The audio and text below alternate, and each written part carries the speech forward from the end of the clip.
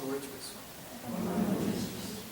Mas olha, vocês estão de parabéns mesmo, né? Um dia como hoje, que abre a temporada de inverno, né? Apesar de estarmos ainda no outono, mas é um dia típico de São Bento, um dia que nos convida a ficar em casa, debaixo das cobertas, né? Se televisão, a gente veio para cá, enfrentamos essa chuvinha, que isso possa valer a pena, né? Demos o primeiro passo, então tenho certeza de que vai valer a pena. Então, que tenhamos o nosso coração tranquilo, estejamos calmos, receptivos, otimistas, para que os nossos amigos espirituais, que nos conhecem muito bem, os nossos protetores, os nossos anjos da guarda, todos liderados por Jesus, nosso Mestre, que eles possam nos enviar as boas vibrações, as energias salutares, que nos convidam, se sintonizarmos com elas, e aí a importância do otimismo, da esperança, a um reequilíbrio, nos convidam a um fortalecimento, a uma visão mais ampla da vida, e assim nessa condição nós conseguimos enfrentar e superar os nossos desafios, todas aquelas situações que se apresentam na nossa vida, muitas vezes batem na nossa porta, não tem como a gente fugir, e que nós somos convidados a tomar uma atitude, a agirmos, a pensarmos diferente. E por mais que isso pareça ruim, por mais que seja estranho, que seja desconfortável, muitas vezes ter que enfrentar essas dificuldades, que na verdade são os nossos resgates, são as nossas provas, são essas dificuldades que enfrentamos que nos projetam, que nos alavancam na direção da nossa paz, na direção da nossa felicidade, na direção do reino dos céus. A gente sempre fala isso aqui, precisamos entender que toda essa condição superior, ela não é uma localização, não é um lugar, é um estado de espírito, é algo intrínseco, algo de dentro, que está dentro de nós. E esse esforço que nós fazemos para chegar a superar os nossos problemas, as nossas dificuldades, é que vão fazendo com que aquelas condições, as virtudes que todos nós temos, porque todos nós somos filhos de Deus, elas comecem a aparecer dentro de nós. Existe nesse momento um certo amadurecimento espiritual.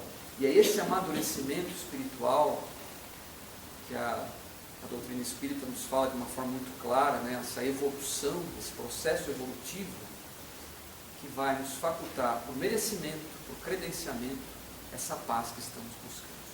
E nós todos vamos chegar lá. Tá? Mas que estejamos ainda um pouco distantes disso. É apenas uma questão de tempo e de acatarmos a proposta divina para nós.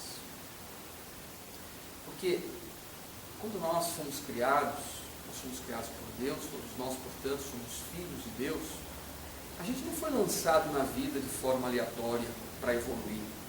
Existe todo um processo muito bem organizado, todo um sistema, um projeto para nos alavancar nessa evolução.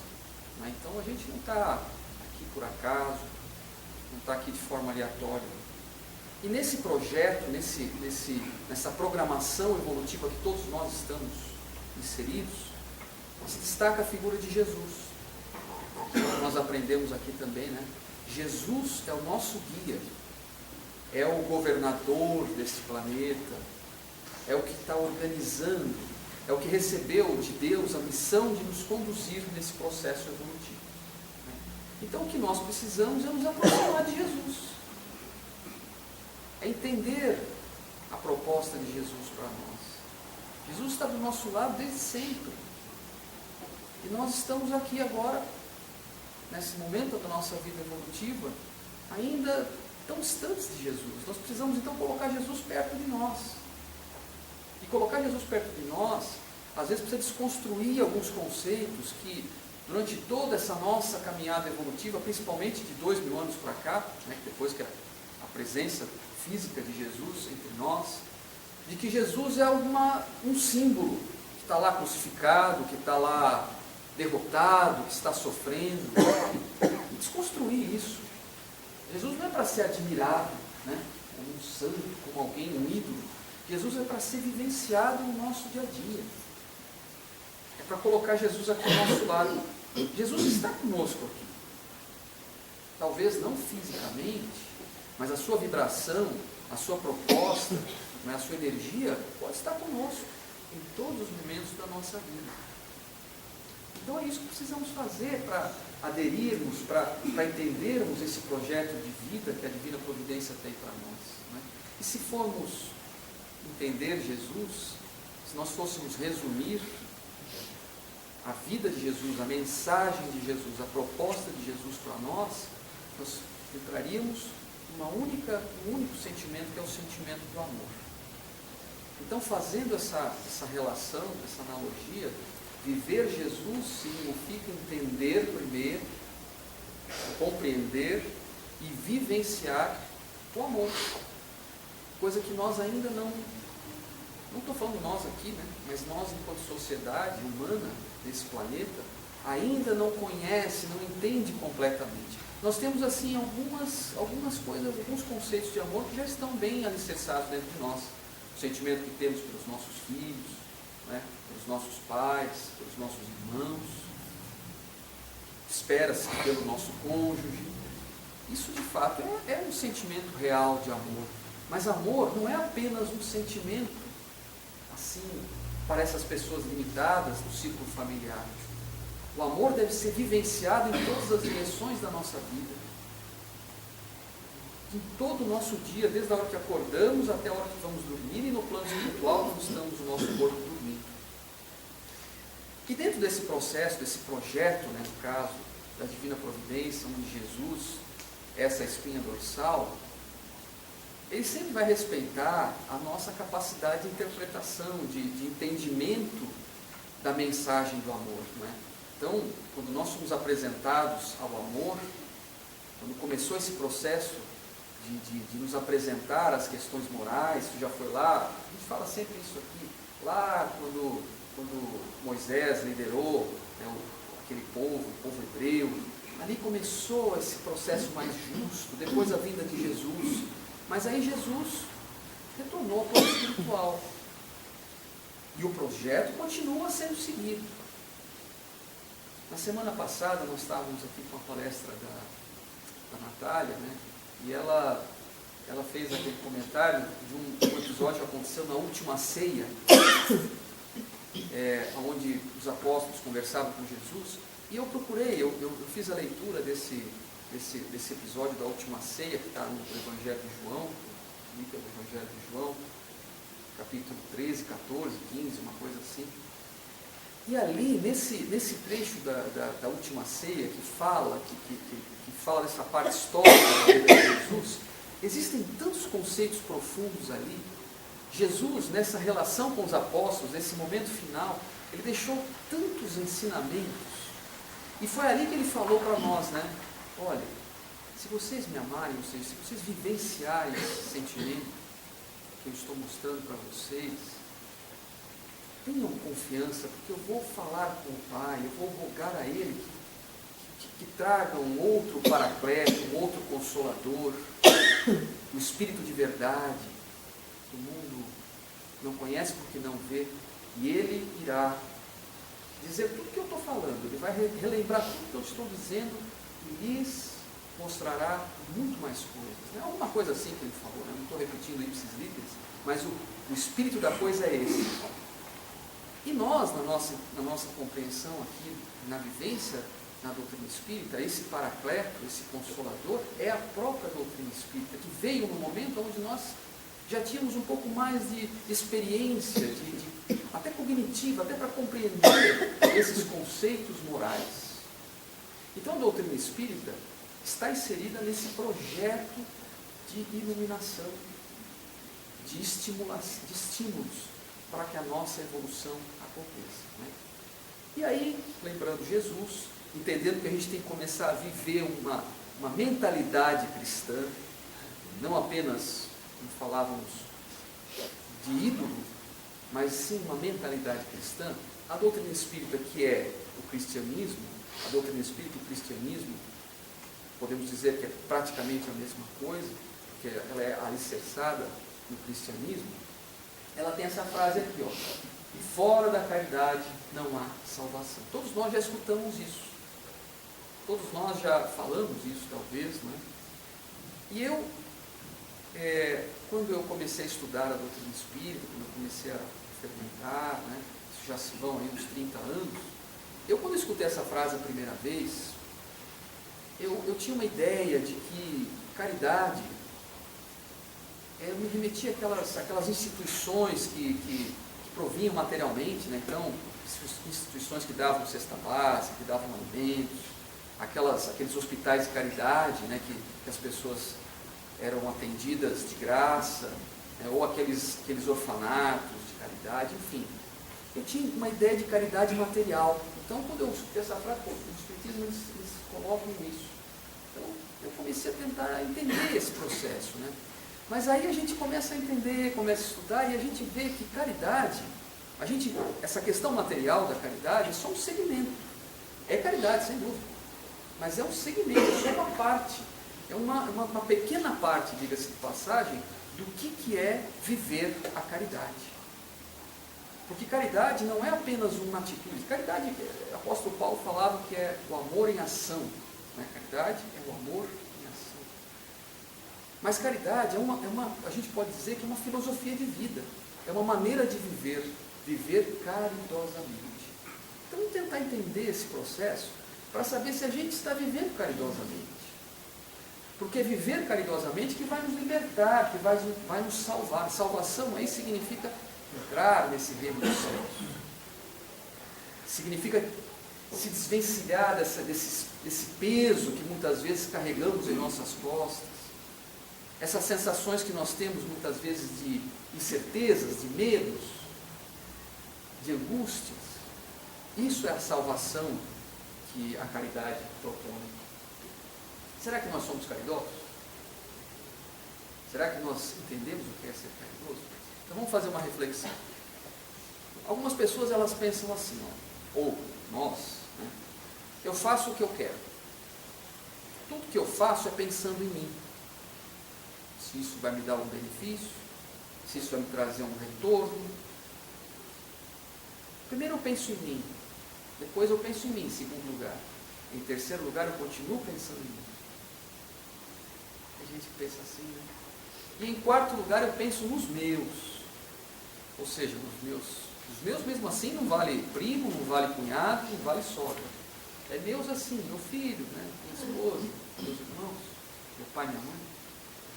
Esse pensamento é um pensamento caridoso? Não é, né?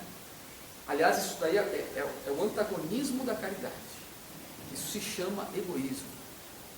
Quando pensamos assim, se é que pensamos, eu acredito que vocês não pensam assim, não vivem assim, mas quem vive dessa forma, vive de forma o egoísmo. E nós aprendemos, esse é um outro clássico, né, que a gente aprende aqui na doutrina espírita, que o egoísmo é uma das duas chagas, uma das duas feridas, das duas doenças da nossa sociedade. O egoísmo, ele nos amarra, ele é como uma âncora que segura a nossa evolução. Então quem é egoísta não é feliz. Pode estar iludido achando que é, porque vive só esse momento presente, mas ele vai sofrer se já não está sofrendo. Então aí não existe caridade. Então viver, o que o Espiritismo nos propõe não é isso. Mas aí tem pessoas que pensam assim, olha, eu não faço ao outro aquilo que eu não gostaria de receber se eu fosse o outro. Então eu não vou prejudicar ninguém porque eu não gostaria de ser prejudicado, eu não vou trair porque eu não gostaria de ser traído, não vou machucar porque eu não gostaria de ser machucado. É positivo isso? Acho que sim, né? É legal isso. Isso demonstra o quê? Já um avanço, se a gente comparar com a primeira situação do egoísmo. Já mostra o quê? Que existe uma preocupação com o próximo, um cuidado. Então eu não vou machucar aquela pessoa, porque se eu estivesse no lugar dele, né, não ia querer que isso acontecesse comigo. Já existe aí um avanço. Mas os Espíritos nos dizem, né, e nós estamos conversando com vocês, baseado no Evangelho segundo o Espiritismo, no capítulo 15, que é o capítulo fora da caridade, não há salvação. E lá os Espíritos dizem o seguinte, que isso é legal, mas ainda não é caridade.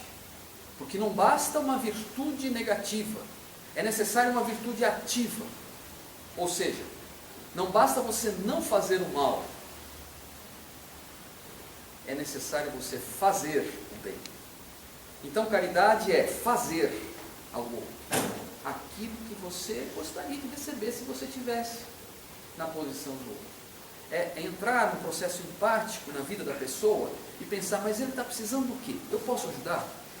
E se esforçar para isso, tem que ter um esforço para isso também. É tirar um pouco de você. E aí então a gente entende que caridade não é só dar alguma coisa. Lógico, se a pessoa está com fome, caridade é dar comida. Se ela está precisando de um remédio, você tem que dar um remédio para ela. Um agasalho, né? Num dia como hoje, você vê uma pessoa com frio, você tem que dar agasalho para ela. Mas você pode também ser caridoso de outras formas. Vamos ver um pouquinho para frente sobre isso, como que a gente vai ser caridoso. Né? Então percebam que caridade é algo muito mais amplo do que apenas dar esmolas, prover materialmente. Caridade é uma proposta complexa, é uma filosofia de vida viver caridosamente. Esses dias eu escutei uma palestra, uma fala do Haroldo Dutra Dias, né? O Haroldo Dutra Dias, acho que a maioria de nós conhece, né? Um grande expoente da doutrina atualmente, uma pessoa muito estudiosa, muito comprometida com a doutrina, e ele é um estudioso das línguas antigas ali da região da Palestina, então do hebraico, do aramaico, até do grego. Ele estudou muito bem essas línguas para poder traduzir. Ele já traduziu o Novo Testamento, e está num projeto, já está até traduzindo o Antigo Testamento, que é mais complexo, né? Que é mais lá para trás, mais antigo. E eu estava escutando uma fala dele nos Estados Unidos, ele estava semana passada nos Estados Unidos, acho até que ainda está, talvez. E eu escutei uma fala dele e depois quis pegar de novo, não consegui mais, porque saiu do YouTube. Que ele dizia o seguinte, ele falava alguma coisa de caridade também, ele dizia que em hebraico, na língua hebraica, se você falar a palavra tzedakah, a palavra é tzedakah, tzedakah é ação, ela vai ser a mesma coisa que amor, que justiça e que caridade. Ou seja, no hebraico, essa frase poderia ser, fora do amor não há salvação. Que ia ser a mesma tradução. Ou fora da justiça não há salvação. Ou fora da caridade não há salvação. Então a gente entende que as coisas não estão separadas. Porque se você é caridoso, você é justo. E é amoroso. Se você tem uma atitude amorosa, você está sendo justo também e caridoso. E consequentemente, se você é justo, você está exercendo o amor e a caridade. Porque elas não se separam. Elas estão unidas. Então começam a perceber, será que a gente é assim na nossa vida? Será que o nosso amor que nós temos para com alguém, ele está sendo justo? Ele está sendo caridoso? Ou ele está sendo egoísta? Então vamos refletindo. E aí a gente não pode deixar de lembrar de São Paulo, capítulo 15 do Evangelho segundo o Espiritismo, né? Tem uma passagem de Paulo que eu sou suspeito porque eu adoro muito essa passagem, uma passagem que todos nós conhecemos, primeira epístola aos Coríntios, aonde Paulo, naquele momento eu fico imaginando o apóstolo Paulo escrevendo essa epístola, essa carta aos Coríntios, o seu pensamento onde é que estava, sabe, a sintonia que ele estava, recebendo do alto aquela inspiração. Porque esse é um verdadeiro poema quando ele define caridade, quando ele dá atributos de caridade. Não é? Eu vou ler só para a gente retornar, mas todos vocês já sabem, né? Ainda que eu falasse a língua dos homens e mesmo a língua dos anjos, se não tivesse caridade, e aí a gente vê como a língua, ela às vezes é caridade, às vezes é amor. Até a tradução do Haroldo Dutra dessa passagem de São Paulo, ele fala de amor, porque é a mesma coisa, não é? Se eu não tivesse amor ou caridade, não seria senão como um bronze sonante, como um símbolo retumbante, ou seja, um barulho. E quando eu tivesse o dom da profecia, penetrasse todos os mistérios e tivesse uma perfeita ciência de todas as coisas, quando tivesse ainda toda a fé possível, até transportar as montanhas, se não tivesse caridade, amor, justiça, eu nada seria. Quando eu tivesse distribuído meus bens para alimentar os pobres, isso sim, caridade, né, como a gente falava, e tivesse entregue o meu corpo para ser queimado, se não tivesse caridade, amor, justiça, tudo isso não me serviria de nada. Então vejam que a situação é bem complexa, mas ela é complexa e é perfeita ao mesmo tempo, né? E aí ele traz depois alguns atributos da caridade. E aí a gente entende o seguinte, que a caridade, ou o amor, ou a justiça, ela é uma coisa ampla. Ela é um conjunto de coisas, mas ela é um produto. E ela é composta de vários atributos. É como, por exemplo, você fazer uma massa. Você vai fazer uma massa, ou uma massa de pizza, uma massa, enfim. Então você coloca lá farinha, ovos, leite, o que mais? Fermento? O que mais? Açúcar, sal. Compõe, mistura tudo isso e faz a massa. A massa é a caridade, é o amor. Depois que você fez a massa, você não tem como tirar, porque já está feito. A massa só existe porque existe esse conjunto de coisas. Então, entendem que a gente, às vezes, a gente não pode ser caridoso se a gente não é justo. A gente não pode ser caridoso se a gente não ama. A gente não pode amar se a gente não é caridoso. Porque senão falta alguma coisa. Então ele faz alguns atributos da caridade. Vamos ver se a gente se enquadra, onde que a gente está enquadrado nesse processo. Ele diz que a caridade é doce, é benfazeja e é paciente. Jesus tinha uma característica que era principal. Principal não, mas como todas as virtudes de Jesus, né? Mas Jesus era manso e pacífico. Ele mesmo se intitula assim: aprendei de mim que sou manso e pacífico. Então a gente não vai evoluir, vamos entender isso, nós não vamos conseguir a nossa liberdade, a nossa salvação, se a gente também não desenvolver essa virtude da mansuetude, da passividade, da paciência, da gentilidade, ser gentil. Esses dias semana passada, eu estava indo no mercado, e aí eu fui estacionar o carro, estava lotado o mercado. Aí você vai estacionar o carro, uma vaga, e opa, é essa. No que eu fui estacionar, tinha um carrinho bem no meio. E o carrinho não foi deixado lá de propósito para segurar a vaga, não, nada disso. Foi alguém que foi no mercado, colocou as contas, deixou o carrinho lá, não estava nem aí. Não estamos julgando, só falando. Então eu parei, quando eu ia descer, um rapaz estava passando, ele viu que eu queria estacionar e foi lá, pegou o carrinho, tirou, né, afastou, continuou andando. Poxa, eu fiquei contente, porque eu falei, nossa, que gentil, né? Aí entrei, coloquei o carro, depois eu saí do carro com a minha esposa, fomos ao mercado e no caminho eu encontrei, ele estava no telefone, né? Eu encontrei ele, eu fiz um sorriso a ele, assim, como de gratidão, fiz assim, né? Ele retribuiu também. Isso foi tão bom. Para mim foi muito bom, eu senti nele uma expressão gostosa de caridade, de gentileza. Eu também, sabe, senti por ele um sentimento bom. Então a gente precisa começar a viver isso mais. Sabe, tratar as pessoas, mesmo que a gente não conheça, mesmo que seja uma pessoa que está lá na rua que você não sabe quem é, mas sorria para ela quando você tiver oportunidade, sabe? Se tiver alguma coisa assim, você vai lá e faça. Porque isso é um atributo da caridade. Se a gente viver assim, a gente vai ser mais feliz e vamos ser também mais saudáveis. Porque você sentindo isso, você vibrando isso dentro de você, você se reequilibra perispiritualmente, consequentemente, fisicamente também. Né? Caridade não é invejosa, não é temerária e precipitada. E não se enche de orgulho. Bom, inveja, não precisa nem dizer, né, gente? Não pode ter inveja, né? Inveja é um sentimento que puxa a gente para baixo também. Temos que entender isso. E aí ele diz uma coisa aqui, ó.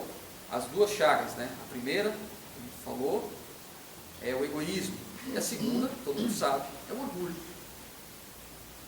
O orgulho é essa outra âncora que nos segura, que não deixa a gente crescer, que não deixa a gente evoluir, que não deixa a gente ser feliz. E a proposta de Jesus desde o seu nascimento, né? era o contrário disso. O contrário de orgulho, o que é? Humildade. A vida de Jesus, desde o seu nascimento, foi um exemplo de humildade. Ou seja, todos nós somos iguais. Jesus nasceu. Por que todos nós somos iguais? Porque todos nós somos filhos de Deus. A nossa maior virtude, ou o nosso maior tesouro, o nosso maior patrimônio, vamos dizer assim, é ser filho de Deus.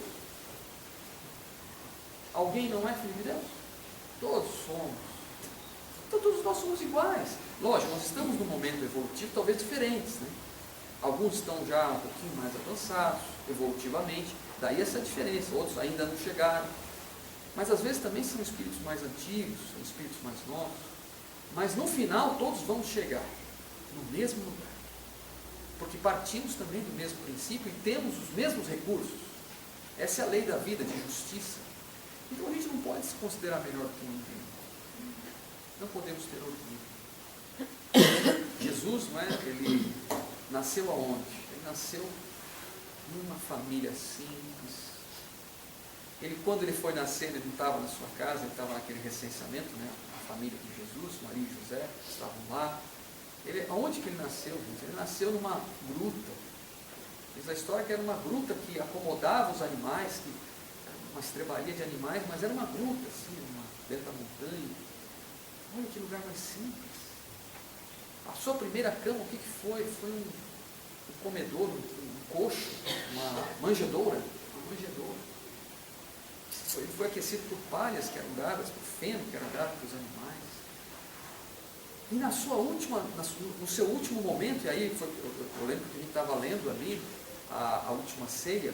Na última ceia ele teve um outro exemplo de humildade muito grave, muito sério, muito marcante, que é a passagem do lava-pés. Ele lavou os pés, que era uma atividade que normalmente era feita pelos servos.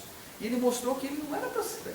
O Filho do Homem não veio para ser servido, e sim para servir. Então, se você quer ter a mentalidade cristã, você tem que ter também essa mentalidade de servir. Você não pode ter uma atitude orgulhosa diante da vida. A tua atitude tem que ser humilde. Mais atributos da caridade, já temos algum tempinho. Não é desdenhosa, não procura seus próprios interesses, não se melindra, não se irrita com nada e não suspeita mal. Bom, gente, quem que não é contrariado? Algum de nós não é contrariado no seu dia a dia? Todos nós somos. Faz parte da vida. Mas aí qual que é a tua posição diante de uma contrariedade? Então você está na sua casa, você acha que a pessoa que mora com você vai querer sair daqui a meia hora, só que ela vai crescer daqui a uma hora. Aí você é contrariado. Pô, mas você não falou o quê? Isso faz parte da vida. No teu trabalho, pô, achei que você ia fazer isso. Aí como é que você se posiciona diante disso? Você se irrita? Você fica irritado? Pode ficar. Mas se você ficar irritado, você sabe que você vai ficar doente. A irritação, principalmente a irritação crônica, né? Tem pessoas que são mal-humoradas crônicas, acordam já assim xingando, não é? Ah, esse frio, eu já lutei muito com o frio, vou falar a verdade para vocês. Eu tenho um problema que a minha mão não esquenta. Minha mão não esquenta, não adianta. Ó. Eu posso estar com casacos, tudo com luvas de couro grossas, a minha mão sempre está fria. Então quando está frio assim, eu fico desesperado por causa que a mão está fria. Isso me irritava muito. Olha só que perda de tempo, gente. Não é? E a irritação faz com que a gente aprende isso aqui na doutrina, estabeleça uma conexão por sintonia com energias de irritação. E aí você vai se retroalimentando dessas energias. A sua irritação vai te alimentando e você capta a irritação dos 4 cantos do planeta, ou do universo até. E isso vai fazer bem para o teu perispírito, teu corpo espiritual? Não faz. Faz mal. Daqui a pouco você está doente e não sabe por quê. Então, gente, irritação não está com nada. A gente tem que trabalhar esse sentimento dentro de nós. Né? E aí diz aqui, ó, não suspeita mal. Isso significa o quê? Aí me chamou a atenção quando eu li esse trecho, um outro trecho do capítulo 13, que é do Evangelho segundo o Espiritismo, que é da irmã Rosália, o Espírito da irmã Rosália, que é o capítulo 13, é o capítulo que diz assim, que não saiba a tua mão esquerda que dá a mão direita. E aí ela fala sobre alguma coisa sobre caridade, né? E aí ela diz o seguinte, num determinado momento, porque às vezes a gente acha que as pessoas estão contra nós. A gente começa a achar que aquela pessoa, né, o senhor está me olhando desse jeito assim, olha, o senhor não está gostando de viver aqui assim. E eu já fico maquinando no meu pensamento que o senhor não gosta de mim. Não é assim, né, senhor? Não vou discutir com o senhor, 2 metros de altura, não tem como discutir. E às vezes a gente coloca isso na nossa cabeça e criamos situações horríveis. Mesmo que a pessoa, não é o caso, esteja pensando mal de nós, a gente deve superar isso. A postura caridosa é não se envolva com isso. E aí então a irmã Rosália nos traz isso no capítulo 13. Olha que legal. Há um grande mérito, crede, em saber calar para deixar falar o mais tolo. Olha aqui. Né? Às vezes a gente quer ter razão em tudo, né? Ou a última palavra. E ainda aí está um gênero de caridade. Saber ser surdo quando uma palavra de zombaria escapa de uma boca habituada a escarnecer. Não ver o sorriso de desdém que acolhe a vossa entrada entre as pessoas que frequentemente, erradamente, se creem acima de vós. Enquanto que na vida espírita, a única real, entre aspas, né, estão algumas vezes bem longe disso. Eis um mérito, não de humildade, mas de caridade, porque não anotar os erros de outrem é caridade moral. Então, gente, não suspeitar mal significa ter essa postura diante da vida. Mesmo que a pessoa pense mal de você, te contraria porque ela é realmente uma opositora sistemática sua, às vezes no trabalho, às vezes dentro de casa, não é o caso, né? Não é o caso. Estou com a família aqui, então vamos ficar, né? Às vezes na sociedade, na relação social, mas a gente tem que tomar uma postura diferente se a gente quer, sabe, nos salvar, nos libertar. Nós temos que sintonizar com as coisas boas. Jesus não agradou todo mundo, mas nem por isso ele desejou o mal dessas pessoas, porque ele olhava as pessoas como sendo pessoas que estão ainda como crianças, uma mentalidade pequena, sabe, imaturas. Então vamos voltar ali. Eu vou fazer uma proposta para vocês em relação a essa questão do não suspeitar mal, que a gente pode entender isso também como não falar mal. Se nós queremos ser caridosos, nós precisamos ter esse hábito de não falar mal. Então vamos fazer uma proposta para vocês. A partir de hoje, nós não vamos mais falar mal de ninguém. Não vamos mais fazer fofoca. E aí, assumimos esse compromisso? Vamos assumir? Estou achando ser um pouquinho assim, está difícil, né, de assumir. Mas vamos nos esforçar, porque isso significa não suspeitar mal. Lógico, a gente não tem como falar algumas coisas, a gente às vezes tem que falar, tem que buscar resolver. Mas se você não tem uma resolução, não passa para frente. Se você não está ajudando, não atrapalhe mais ainda. Não é? Não se irrita com nada. Não se regozija com a injustiça, mas se regozija com a verdade. Isso também é muito importante. Isso é uma coisa óbvia, né? A gente não quer injustiça, a gente quer a verdade. A gente fica contente com a verdade, não com a injustiça.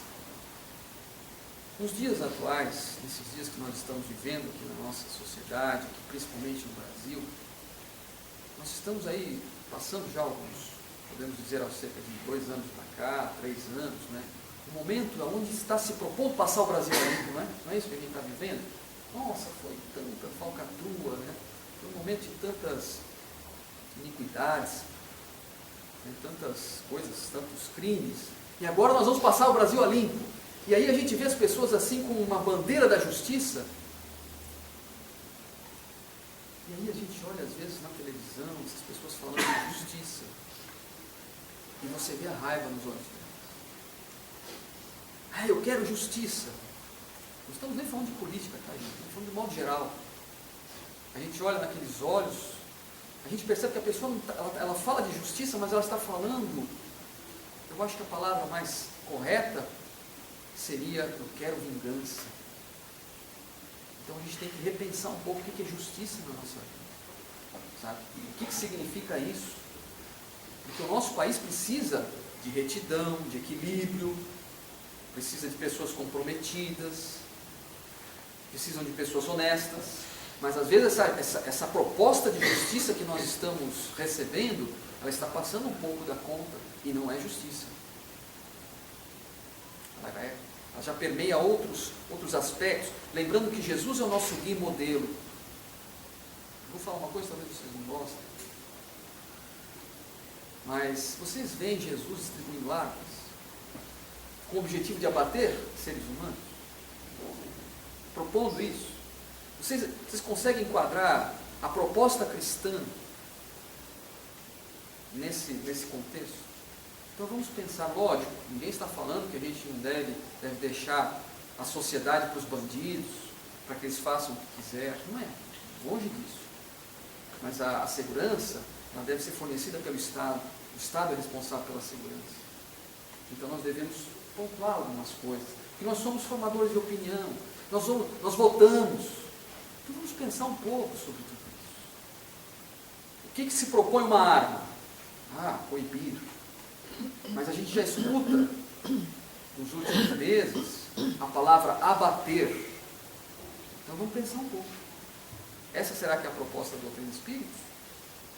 Do amor, justiça e caridade? Seria a proposta de Jesus para nós? Abater seres humanos? Bom, desculpa pessoal, sei que tem muita gente que vai ficar brava comigo, né? Mas tudo bem. Então, ela finaliza nos atributos da caridade com a seguinte proposta: tudo suporta, tudo crê, tudo espera, tudo sofre. A gente tem que perseverar para ser caridoso. Às vezes a gente faz assim, eu fiz uma coisa, mas não deu certo. Persevera. Você tem que perseverar. Às vezes a perseverança é a vida toda. Às vezes o resultado da atuação caridosa vai ser numa outra encarnação. Então precisamos perseverar. Eu fui lá no centro espírita, a gente estudou algumas coisas, tentei colocar isso em prática, mas na minha vida prática isso não funcionou. Tomei 3 passes, não funcionou. Gente, nós estamos há 20 encarnação vivendo de um jeito, e aí você quer em 3 passes mudar esse quadro. Você quer em uma leitura, uma leitura do livro dos Espíritos ou do Evangelho, querer... não funciona? Não é. Você tem que insistir, você tem que perseverar. Tudo sofre. Jesus já nos deixou também isso muito presente. Tudo sofre, ou seja, perdoa sempre. O perdão não é uma atitude fácil, não é uma atitude simples. Felizes aqueles que conseguem perdoar de cara, não é? Mas às vezes as coisas são trincadas, a gente sabe. As coisas vêm lá de trás. Mas nós temos que trabalhar esse sentimento. Nós temos que entender que a direção é a direção do perdão. E nós não podemos caminhar em outra direção. Mesmo que a gente vá a passos lentos, respeitando a nossa capacidade de caminhar. Mas nós temos que entender que a nossa felicidade passa pelo perdão. Tudo sofre. A nossa atitude caridosa passa por aí também. Então ficarmos alimentando rancores, mágoas. Não, mas temos que trabalhar esse sentimento no nosso coração. Dar um passo. Às vezes perdoar significa não vibrar para aquela pessoa sofrer, ou não buscar também uma revanche. Não é uma atitude nessa direção, já é uma caminhada nessa direção. Não? Então esses são os atributos da caridade em nossa vida. Né? Então, mas na prática, agora mais 5 minutos que ainda temos, vamos ver na prática como é que a gente vai viver então caridosamente. Tem uma instrução que a gente escutou um dia na doutrina espírita também, que é assim: que quando vem o impulso de agir caridosamente, ou seja, quando você tem o impulso de ajudar, de fazer alguma coisa nessa direção, você tem que fazer. Não pense muito. Então veio aquela vontade de ligar para alguém para ajudar, faça. Veio aquele impulso de você pegar e ajudar aquela pessoa a caminhar ou fazer alguma coisa, haja-se. Tem uma história que ilustra muito isso, que eu acho que você já deve ter escutado até aqui. Que 2 senhoras da alta sociedade foram ao teatro. Era uma ópera no teatro. E assistiram a ópera lá, muito bonito, muito bacana. Saindo do teatro, um pedinte, uma Andarilho estava lá, pedindo auxílio. E era um dia muito frio, um dia assim, 10 vezes mais frio que hoje. E esse andarilho estava assim, sem agasalhos. Estava ali morrendo de frio. Aí uma das senhoras, né, vendo aquela situação, teve um impulso de tirar o seu casaco e dar para ele. Aí a outra falou assim, não, pera um pouco. Seu casaco é um casaco maravilhoso, um casaco de peles. Para esse andarilho, o seu casaco, um cobertor, 2 cobertores, é a mesma coisa. Eu tenho bastante cobertores velhos em casa, mas que funcionam muito bem. Alguns casacos. Então eu faço o seguinte, vamos até a minha casa tomar um chá. Quando a gente chegar lá, eu peço para o meu motorista trazer aqui os agasalhos, o cobertor. E aí você não precisa se desfazer desse charmoso casaco de peles, elegante casaco de peles. E aí foram para casa tomar o chá. Só que elas se esqueceram. Voltaram, a outra voltou para sua casa. No dia seguinte, aquela que havia proposto isso lembrou, meu Deus, aquele senhor estava lá. Chamou o seu funcionário, o seu motorista, falou, vai lá, leva esses agasalhos, esses cobertores para esse senhor que está precisando. Estava lá na porta do teatro. Passou um tempo, voltou o motorista com os agasalhos e falou assim, olha, não estava mais lá. E me disseram que essa noite ele morreu de fome. Então aí vem Bezerra de Menezes para nós o seguinte, caridade, quando muito refletida, quando muito pensada, quando muito estudada, chega atrasada. Porque às vezes a gente fica assim, não, será que eu ajudo, será que eu não ajudo, será que eu vou, será que eu não vou, será que eu falo, será que eu não falo? Às vezes ela passa, perde a oportunidade e não atinge seu objetivo. Tá? Porque quem está falando para nós, para ajudar alguém, não pode ser um espírito ruim. Quem estimula você, quem inspira você para ajudar uma pessoa, não é. Ajuda, depois vê. Né? Uma outra coisa também, caridade. Caridade material se faz com as coisas materiais. Então você dá um agasalho, dá um alimento, dá um dinheiro, enfim, é caridade material. Tá? Mas vamos entender uma coisa. Você pegar aquelas roupas que estão sobrando no teu armário, às vezes a gente chega, vai que faz compra, estou cheio de roupa nova. Aí você vai colocar no armário, o armário está entupetado, não tem mais lugar. Então você tem que tirar algumas para caber aquelas ali. Isso não é caridade. Você pegar essas roupas que estavam ali, que você não usa há 2 anos, 1 ano, está amarelando, e dá para assistência social, dá para quem não tem, não é caridade, é dever. E nós temos que ter essa consciência, gente. Nós consumimos muito, de uns anos para cá, de algumas décadas até para cá, né, nós estamos num ritmo de consumo muito maior do que o nosso planeta admite. E nós temos que ter a consciência disso. Nós vamos no mercado, enchemos os carrinhos, quanto que nós não jogamos fora? Ontem até no Jornal Nacional estava passando alguma coisa dos desperdícios que são inúmeros. Isso é ganância. E nós que somos espíritas, temos que ter esse cuidado para não acumularmos. Existe até uma patologia dos acumuladores, que estão guardando coisas, guardando, comprando, guardando. E vamos refletir sobre isso, sobre o nosso papel nesse processo. Caridade material é quando você se desfaz de alguma coisa que realmente vai te fazer falta. Então, olha, bom, esse ano eu não vou viajar porque eu vou ajudar meu cunhado a pagar aquela dívida. Então, eu não vou, o dinheiro que eu tinha para viajar esse ano, eu vou ficar em casa. Porque é uma caridade material que você está fazendo, sabe? Eu não vou esse final de semana no restaurante que eu tinha programado ir, porque eu vou ajudar, vou comprar uma cesta básica, 2 lá para o centro espírita, porque eles assistem uma família. Isso é caridade. É o óbolo da viúva, né? Quem tiver oportunidade, agora a gente não vai ter muito tempo para explorar isso, mas o óbolo da viúva, foi lá no gasofilácio, deu lá o que ela não tinha, o que ela tinha, de tudo que ela tinha, ela deu. Ela deu muito mais, Jesus falou que ela deu muito mais do que aqueles fariseus que lá, né, cheios de dinheiro, colocavam lá o dinheiro, porque aqueles lá, eles deram do que não faz falta, e aquela senhora, aquela viúva, deu o que lhe fazia falta. Então, caridade material é isso. Mas nós não precisamos só fazer, eu não tenho dinheiro, então você faz caridade moral. Quem de nós não pode dar um pouco do seu tempo, do seu entendimento, né, do seu conhecimento? Você já sabe fazer alguma coisa, ensina outra pessoa a fazer. Dar do seu perdão, do seu desculpa. É perdão, o perdão é caridade em alta conta. Fazer uma prece, né? E aí nós colocamos ali hoje uma plaquinha ali ao lado da caixinha de radiação, porque assim, às vezes fazer uma prece para alguém que está sofrendo é caridade também, mas uma prece sincera. E ali então nós colocamos ali os horários que nós fazemos essas irradiações à distância, que são nas segundas-feiras às 8h30, que é uma atividade interna que nós fazemos aqui, não é aberta ao público, para os trabalhadores, são os trabalhadores que fazem essa atividade, e nas terças e quintas, após o estudo.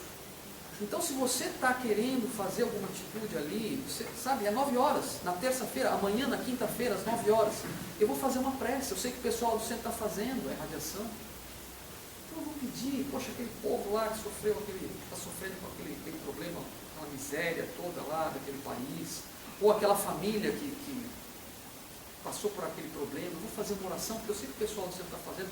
Vamos fazer engrossar essa corrente de pensamentos superiores. Isso é caridade. Procurar fazer caridade. E aí, para finalizar mesmo agora, porque nós não temos mais tempo, eu queria ler que Bezerra de Menezes, ele foi um grande exemplo de caridade. Ele viveu essa proposta de uma forma real na sua vida. Ele entendeu o que é ser caridoso e vivia caridoso, se entregava caridosamente. Né? E às vezes nós não temos recursos, nós estamos com alguma dificuldade, mas nós podemos fazer alguma coisa.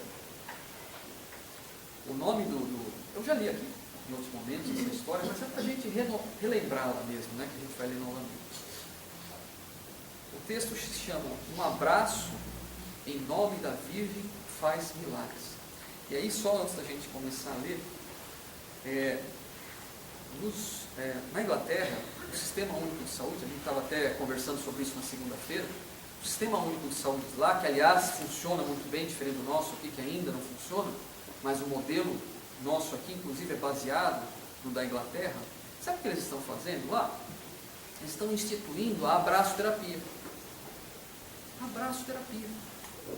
Por quê? Porque eles percebem que as pessoas que são abraçadas, com sinceridade, obviamente, né? Não é aquele abraço falso, mas aquele abraço sincero, que você abraça, você deseja, assim, um carinho, melhora a condição de saúde daquelas pessoas que estão recebendo abraços. Então o Sistema Único de Saúde está implementando a abraçoterapia na saúde pública da Inglaterra. E eles mediram, eles têm uns aparelhos, não sei como, né? Mas eles mediram as ondas eletromagnéticas que esse abraço faz. E dizem que, lógico, talvez isso não seja tão simples, né, da gente fazer, mas diz que o efeito real, o efeito mesmo mais percebido, é após os 30 segundos. Então você abraça a pessoa, fica 30 segundos abraçando ela. Abraçoterapia lá, isso. Parecido com o que a gente faz aqui no passe, que também não deixa de ser uma transfusão dessas energias. Né? Mas só mostrando que o abraço é uma terapia do corpo. Qualquer segundo, 1 segundo de abraço já vai fazer um benefício. Bezerra de Menezes acabava de presidir uma das sessões públicas da Casa de Ismael, na Avenida Passos. Era uma noite de terça-feira do mês de junho de 1896. Sua palavra esclarecida e carinhosa, a moda de uma chuva fina e criadeira, no dizer de Mário Quintão, penetrava as almas de quantos, encarnados e desencarnados, lhe ouviam a evangélica dissertação sobre uma lição do livro da vida. Os olhos estavam marejados de lágrimas, tanto dos ouvintes como o do próprio orador.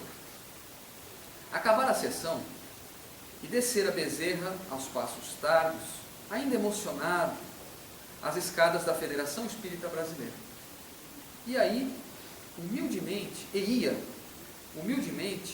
indagando dos mais íntimos, se ferir alguém com sua palavra, que lhe perdoasse o descuido, ia descendo e afagando a todos que o esperavam, ávidos dos seus conselhos, dos seus sorrisos, do seu olhar manso e bom. Imagina Bezerra de Menezes descendo a escadaria da Federação Espírita Brasileira. Aquela figura paternal. Né? Só o olhar dele já impregnado, né? No sucedâneo da escada, localizou um irmão dos seus 45 anos, cabelos em desalinho, com a roupa suja e amarrotada. Os dois se olharam. Bezerra compreendeu logo que ali estava um caso todo particular para ele resolver. Benditos que têm olhos no coração, e Bezerra os tinha e os tem. E levou o desconhecido para um canto. Ele ouviu com atenção o desabafo e o pedido. Doutor Bezerra, eu estou sem emprego, com a mulher e 2 filhos doentes e famintos. Eu mesmo, como vê, estou sem alimento e febril. Bezerra, apiedado, verificou se tinha algum dinheiro no bolso. Nada encontrou. Apenas a passagem de bonde. Tornou-se ainda mais apiedado e apreensivo. E levantou os olhos, já molhados de pranto, para o alto, e numa prece muda, pediu a inspiração de Maria Santíssima, seu anjo tutelar, e solucionar os seus problemas. Depois, virando-se para o irmão: meu filho, você tem fé em Nossa Senhora, a mãe do Divino Mestre, a nossa mãe querida? E vejam, nós estamos no mês de maio, não é?